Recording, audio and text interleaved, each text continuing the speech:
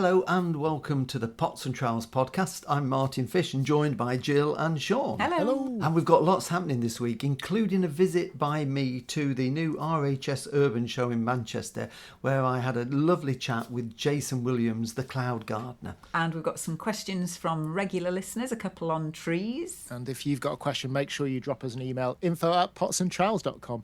But first, let's hear from the cloud gardener.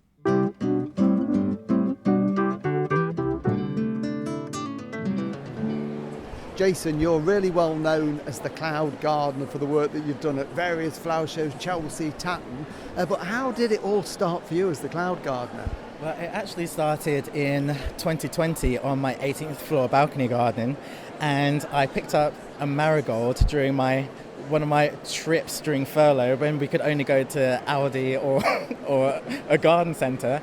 And so I actually went to B&Q and got myself a set of marigolds, put them out onto my garden, and I slowly decided that I was going to turn my balcony into a garden. And in actual fact, I wasn't very successful.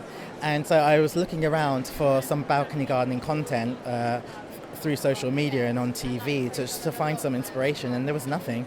So I just ended up having to learn by myself. A steep learning curve, but you are now known as the cloud gardener, and it's led on to doing exhibits at Chelsea. You've done various things over the years at the Tatton Park Flower Show. Yeah. And here we are now, this new urban show in Manchester, which is amazing, isn't it? And you're doing a big area here. Yes, so I've in essence created my very own development here in the urban show, and it's a collection of 7 gardens, and they're designed to showcase how can we make our towns and cities greener. And the concept or the show planning started in September, and I was totally wiped out after Tatton. After doing the alleyway in Tatton, and I vowed... It was a big exhibit. That was huge. It was absolutely huge. 14 metres. It was huge. And I still volunteer there, so I for the past 12 months or so, or for the next 12 months, I'm volunteering there, helping them to keep that garden going. But I didn't want to do a show garden for the sake of doing a show garden. And I didn't want to do a show garden that cost a huge amount of money, because that just doesn't resonate to people in the city, and I think that would send the complete wrong message. So I really thought long and hard about what I could do to make a difference, and I kept coming back to this question: how do you make our towns and cities greener? And it just evolved, this concept. So we have 4 balconies.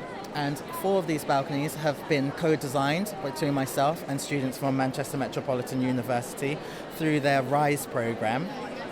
None of the students have any form of horticultural experience whatsoever. They all come from law, interior design, marketing, and in essence it was a way to kind of pull together some of their unique talents. They joined this project because they have a passion for greening, and I gave them, instead of the huge budgets that we're used to for show gardens, I gave them a budget of £500. So they're £500 for all 4 of those balcony gardens. They also face north, east, south and west. So the planting is different in each one of those gardens. And that's to teach people at the show what you can do in these small spaces and how to plant properly for your space. We then have the Not Cut Shade Garden.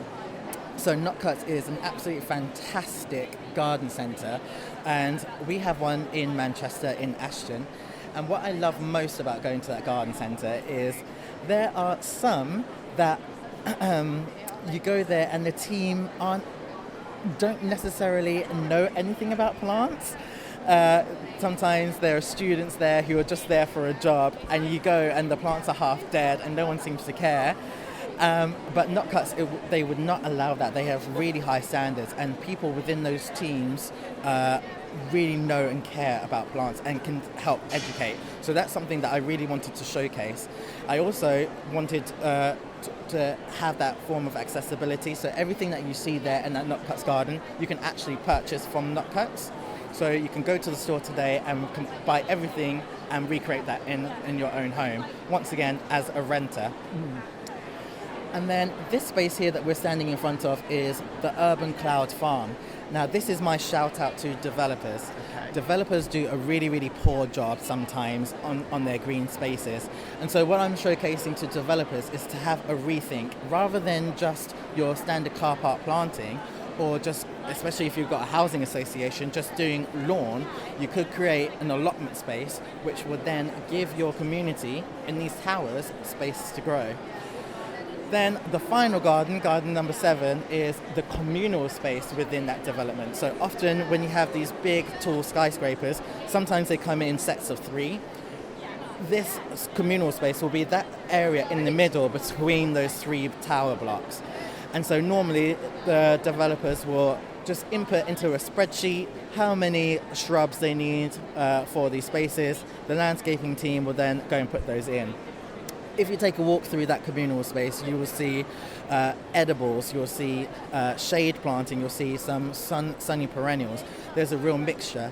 And the idea is to show the developers that in actual fact what you could do is create these communal spaces, have your gardening teams in there, and then encourage the residents to then come and use these spaces. And what I've done is that planting there was actually designed by Liz from Plant Cooperative, and Liz and Andy from Plant Cooperative, they work with Noma, which is a developer here in Manchester, and they do the planting around the co-op building. And this is the ethos that they have in their own development. So they work with the developer and they actively do this.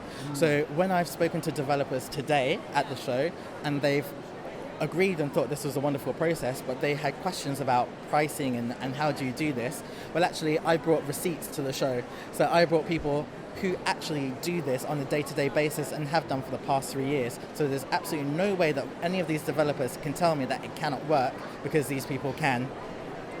And I think what you're doing, you've got so many ideas, so much inspiration people can take away, because you've just proved that in a very small space you can have so many beautiful plants and rich diversity there, which you wouldn't ordinarily get.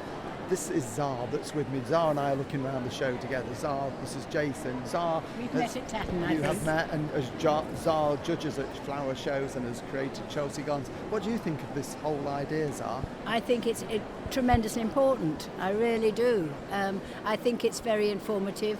I think your bit here is inspirational. And, it really shows what you can do. If you live in a city and you haven't got a space or you haven't got much money, this illustrates that you can still have beautiful things around you. Absolutely. And if this area we're looking at was just a bit of grass or just gravel, it would be boring. But you've just brought it to life, Jason. I'm amazed. I mean, I don't know what you do in your spare time. Spare time? What is that? The one thing I would say is one of the things I'm proud of is that all of the gardens are being relocated somewhere. So some of the balconies are being relocated to local nurseries, schools. The communal space is being relocated to a local school. The Not Cut Shade Garden is also going back to the site, so people who can't get to see the show will get to enjoy the garden there. But then lastly, I wanted the garden to have legacy. So we've done that through the relocation process, but I'm also really happy to announce that I've worked with Bernard, who's the chairman of Northwest in Bloom, and we've created a brand new category in Bloom, and that is for developers, and it's called Urban. So now developers, Northwest in Bloom, brand new category called Urban, and now the developers will be able to submit their green spaces into In Bloom, so that we can then try to hold them a bit more accountable, but also so that they can showcase their own thoughts and processes behind improving their own green spaces. Brilliant, It absolutely. also gives them incentive and backing, because probably they don't know anything about gardening. they need the backing They to do in this. the Northwest, we have over 500 community groups in Bloom. So we have one of the highest amounts of community groups within in Bloom in the Northwest. So the idea behind it is if a developer wanted to participate, but they weren't sure what they were doing, I could speak to Bernard, and Bernard will be able to allocate a community group that lives nearby, and then start to foster some connections, which again could only help to improve community. Yeah, it's great, and I'm sure it's going to be really, Okay, really sorry. successful. I'm going to let you go because Yeah. I know we're running late. And there's somebody going to drag you on. Yes. Well done, Jason. No worries. It's great. I'm sure you'll get lots of interest over the next Thank 4 you. days. And Thank have you a very rest much. afterwards, and we'll see you at a show later on in the season. I'll see you at Harrogate. See, oh yeah, well, you're there. Right, see you there in a See week you- or so. see you in a time. week. See you then. I think it's brilliant that gardening can be kind of that broad, and people who may only have a small space can do that, and that there's somebody out there championing that. Actually, not just somebody championing it, but somebody who's lived it, right? Yeah. Yeah, Yeah. That, exactly. And it is from experience with him, because he had no gardening knowledge when this all started for him in lockdown in 2020. So he's come a long way and learnt an awful lot. Yeah, and as he said, he was desperate for information and there was nothing available. There was nothing online about balcony gardening or just gardening in a small space. And over COVID, you know, if you were lucky enough to have a garden to be able to escape into, we really appreciated that, didn't we? Having the did. garden. It Yes. was, you know, it was. Looks it like was, we missed a trick there with the videos. We needed to do some videos on balconies back then. Exactly. All we need is a balcony. That's the thing. Well, that's the problem. We weren't allowed to go to a balcony. If you No, didn't have a balcony, exactly. were you? No. So- And the whole concept of this new show, because this is the very first for the RHS, the Royal Horticultural Society. Their shows are normally, you know, people know the Chelsea Flower Show and Hampton Court, so they're always in a lovely setting in a parkland or in the countryside somewhere. And this show is all about bringing people together that probably haven't gardened before, that live in cities where they haven't got much in the way of garden. It might be a small garden, it might be a balcony like Jason's got. So they probably think the big flower shows aren't for them. So this is a new concept, first time they've done it, and you know, it's in an old railway depot next to Piccadilly Station in Manchester, and you'd look at it and think this is a derelict building, and it was just full, no windows, no all artificial light in there, very echoey, very noisy in there, but just full of lots of ideas and inspiration from people trying to get people in the cities to garden. So presumably there weren't nurseries selling trees and large shrubs. It was. There were some, but Right. not large ones, but anything that you could essentially grow in a small space or a Yeah. container. So, you know, there were some little displays with small dwarf trees in containers. So I think it was trying to illustrate that even if you live in an inner city and you've got a small space, you can still have some trees and shrubs and fruit and vegetables and all the things that you can have in a bigger garden. You've just got to look at it and come at it from a different angle. Talking about urban, we've got scaffolders here. It's making Marley bark. So if you're hearing little yips and yaps and barks in the background, every time they drop a pole, you know, because I'm not quite as urban as that, but, you know, we're fairly close to the Yeah, city. Of North exactly. Anyway, just as a quick aside, before we get into a bit more, one of the things that he mentioned was obviously people on a budget. And I was actually thinking that you mentioned £500 for a balcony. That sounded like quite a lot of money for somebody who's perhaps living in a flat that might be rented and they want to do something in the outside space. You don't need to spend quite that amount, do you? Wasn't that for have all some 4 greens? gardens though? No, I think that was that for each? each one. Oh. Well, I wasn't sure, but I did think that what would it be if it was £125? Yeah. That's it's still a fair amount of money. But I mean, at a garden centre, it wouldn't go very far, would it? I suppose. No, not really. And I think it's one of those things that you could spend £5,000 if you Yeah. wanted, if you bought mature plants and very expensive ornaments and things. But I think, you know, I think the point probably Jason was trying to get across is you don't have to spend a fortune. And yes, to some people, £500 is probably a lot of money. I think you could, if you spent £100, you could still buy a few plants, a few packets of seeds, and still get lots of colour and interest. So I think you can tailor it to suit your budget, to be honest. I love the Yeah, and fact there's a that lot of upcycling things you could do as well, aren't there? You know, you can make Yeah. pots out of things and all that sort of side of it. And sorry, Jill, go ahead. No, I was just going to say, I love the fact that he'd got each balcony facing in a different direction. Just so practical and well thought out, isn't it? So there are going to be issues with north, south, east and west balconies, aren't there? You know, there's no ideal one, really. Well, no, I mean, if you're, I think this is one of the things he's told me before, if you're on a north-facing balcony, then you get no sunlight as such. You get Yeah. light, but not sunlight. if you're on a south-facing one, it can be like an oven and it can literally singe your plants. So you've got to choose your plants carefully, depending on your aspect. So and potential reflection of the building and all sorts of exactly, Yeah. yes, yeah. You know, and you get the wind effect if you're high up and all sorts of things. So there's a lot to take into account. So yeah, it's good that he's doing it. It made me smile when he was talking about dead plants in certain supermarkets and garden centres, because that is your bugbear, isn't it? Yes. When you get a Dutch trolley full of plants outside a supermarket and some of them are just, wilting, bless them, for lack of care. Grumpy old man comes out in Grumpy mid, isn't old it? gardener, yeah. You need to water these. Yeah. One thing he went into a bit of detail on, which I think is really interesting, and perhaps we need to unpack a bit, is the idea of developers, and he got into a bit of this new category in bloom. Can we talk a bit about that? What's in bloom for a start? And I mean, he's mentioned Northwest in bloom. Is this nationwide in bloom? It is, yeah. It's now called Britain in Bloom, and the RHS play a major part of it. It's been running. I think this year is their actual 60th anniversary, and I think it might be Hampton Court are celebrating it, and there's going to be a garden built to honour the 60 years. And so there is a national Britain in Bloom, but then there are regions. So you get Northwest in Bloom, Yorkshire in Bloom, East Midlands in Bloom, lots of in blooms all around the country that run regional competitions. And they can be towns, villages, cities, community groups, all doing their voluntary work to just make everywhere look nice. Big emphasis on sustainability now. It's not all about pretty flowers, it's about encouraging wildlife and diversity.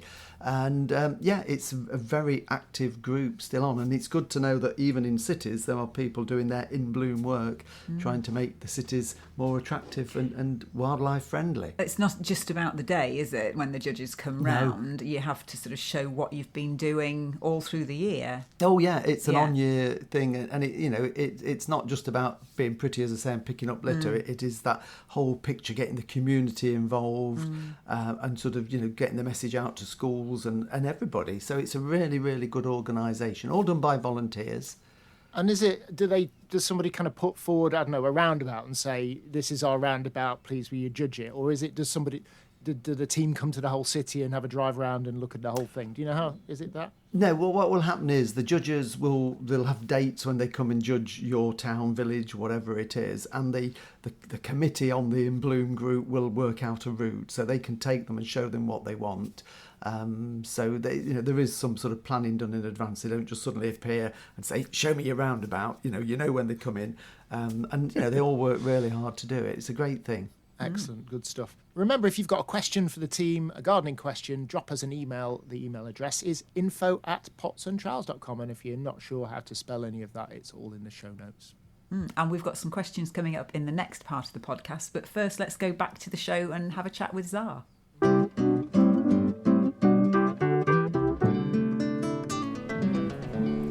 Zar, you're used to being at flower shows as a judge and also as a designer of show gardens. So this, the very first RHS Urban Show in Manchester, all undercover. So what's your initial thoughts now we've had a wander round?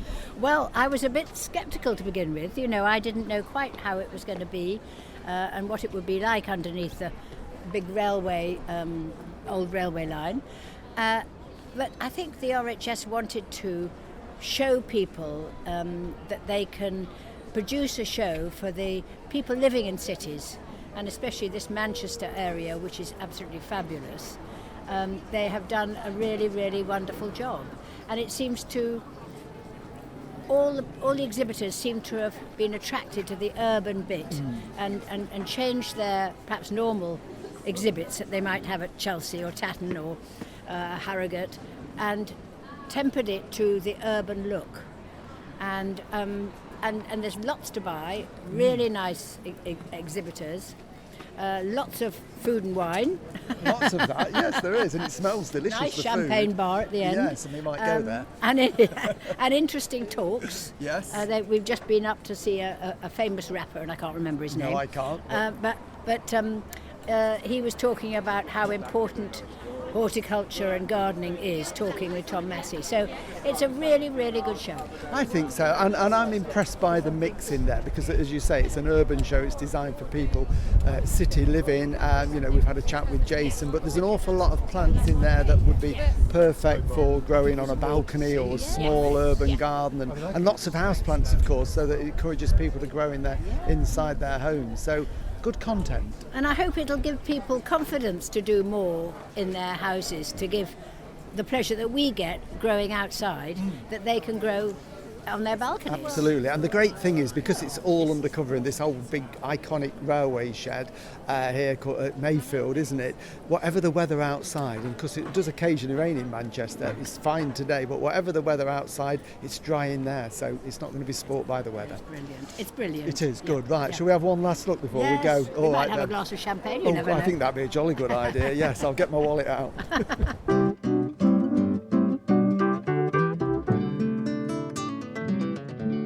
So come on, Martin, did you get some champagne then?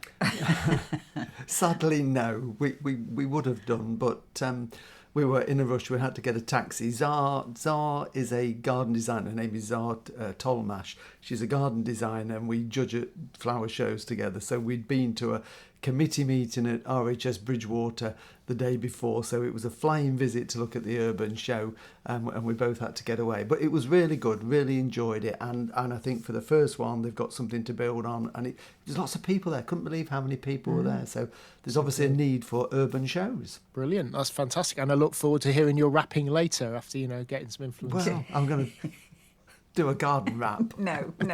That's Don't encourage me, let's sure. swerve that one and get into some listeners' questions. Where should we start with this? Jill, do you want to read one of the questions out? Yeah, well, we have one of our regular listeners, Alison, has previously asked us a question about bluebells, which we answered a couple of weeks ago. But she's got another question for us, and she's been asked to call on our expertise again. So she's really appreciative that she has passed on her love of gardening to her children. They're well grown up and living independently. So she really likes that, spending some time with the children, doing some gardening with them and passing on advice. But it's her daughter Hannah and her husband who she's asking about now. So they're about to get their first house in August. And although they're looking ahead to sort of, the garden in 2025, Hannah has an idea for a creamy white and soft green palette of colours. So Alison has managed to recommend some plants. So she's sort of suggested some white perennial geraniums and astrantias, hostas and narcissus, and some tulips for next spring. But Hannah would like to include some silver birches, and here lies the question. So is there any way of keeping them slightly smaller so they don't envelop her garden with too much canopy? They have a south-facing garden, so in order to maintain the right conditions for the shade lovers, she appreciates that shade will be needed, but she just wonders if there are some types of silver birch that don't reach the lofty heights of telegraph poles. Right, okay, good question, and lovely choice of tree for a garden, silver birch, and the common silver birch, the Betula pendula that you see growing out in woods, does get quite tall. So a lot of the sort of named cultivars don't get as tall as that one. I mean, the one that lots of people plant, and we've put one in our garden here, is a little, it's not a big one to start with because you can buy them huge, but I always think with birch it's better to plant fairly small. They establish better than buying these large specimens. And the one we've planted is Jack Montii, which has got those lovely white stems, and we've planted one with a multi-stem. It's got 4 stems, so as it grows it almost makes a little mini copse. There's another one that again doesn't get anywhere near as big as the native birch that grows in the wild, and that one is called Trinity College.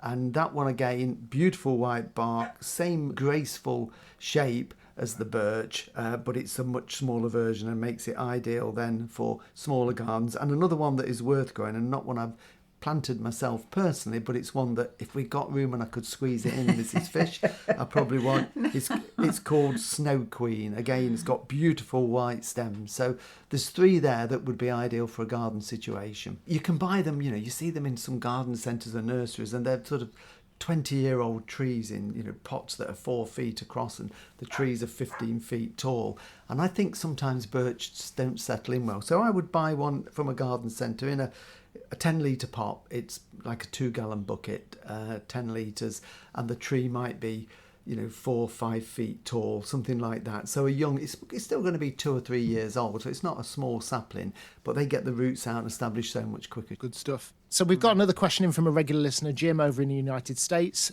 Thanks for the email, Jim, and hello back to you. He's mentioning that I did say that I'd been to his neck of the woods, so yes, lovely to connect again. His question is this. They love watching the Pots and Trowels every week. Obviously, that's the videos that we make. Good. And they never miss. We've got some great information over the years.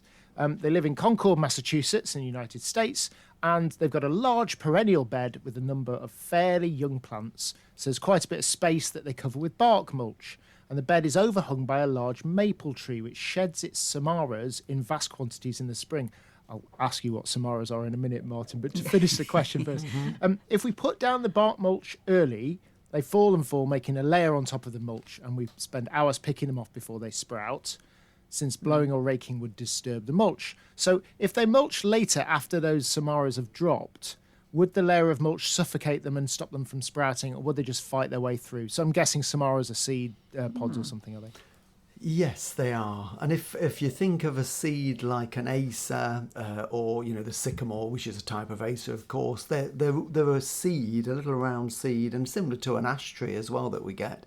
But they've got a wing on it, a little papery wing. So the idea is when they drop from the tree, they flutter down. And I remember as children, we used to get acer seeds and throw them in there, and they whirl down like a helicopter and just spin down. Yeah. And it's just their natural way of dispersing in the wild. So instead of all dropping straight down, the wind will carry them further to spread the seed so that the trees can grow and colonise.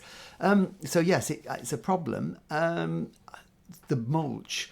The problem is if you only put a thin layer of mulch over the top of them, Jim, then they're going to grow through. Because what would happen, of course, in the wild is these seeds, the Samara, would fall to the ground in the autumn, the fall, and then the leaves would fall off the trees, cover them in this deep leaf litter that would rot down gradually over winter, but it's still going to cover them. But then the seeds would grow through and grow towards the light, and they will grow quite a good distance to find light. So I think the only way you would smother them would you'd have to put such a thick layer of bark mulch on that would be too much, and that would probably be detrimental to the plants in the border as well.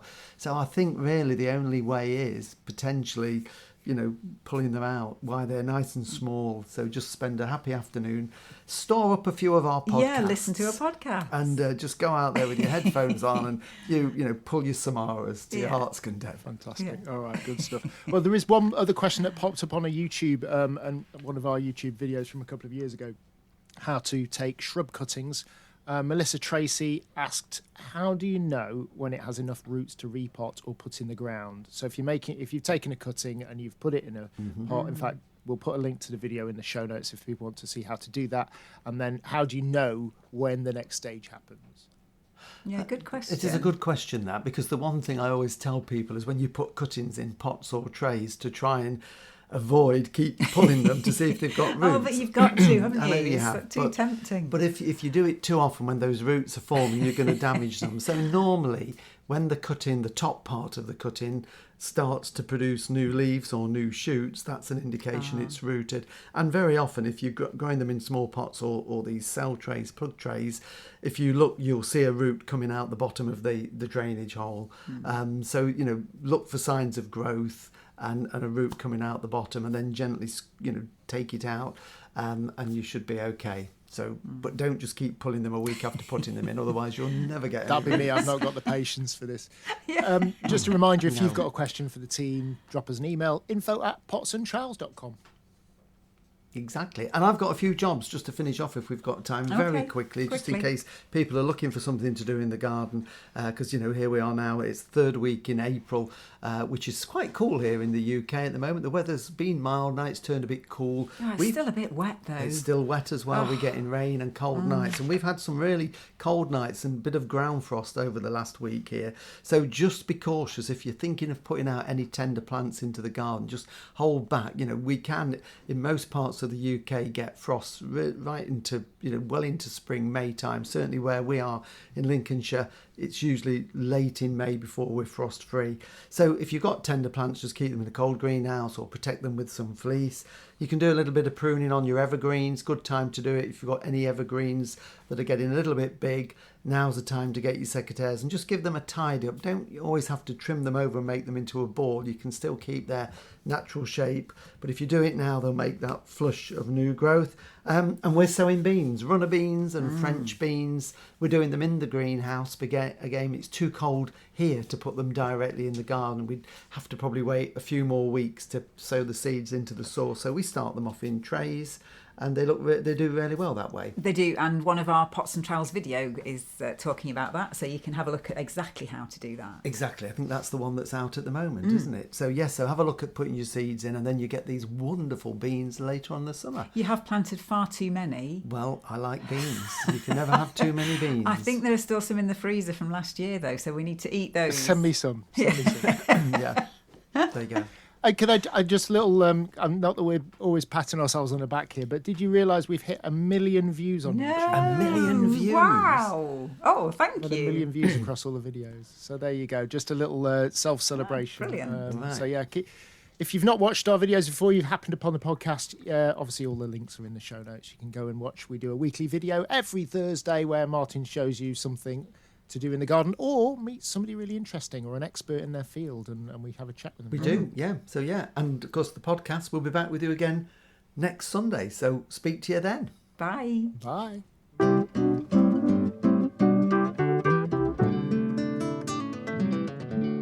Watch the videos on YouTube or Facebook, follow us on Instagram, Twitter or X, and subscribe to the podcast and never miss a thing. For more information, go to potsandtrowels.com.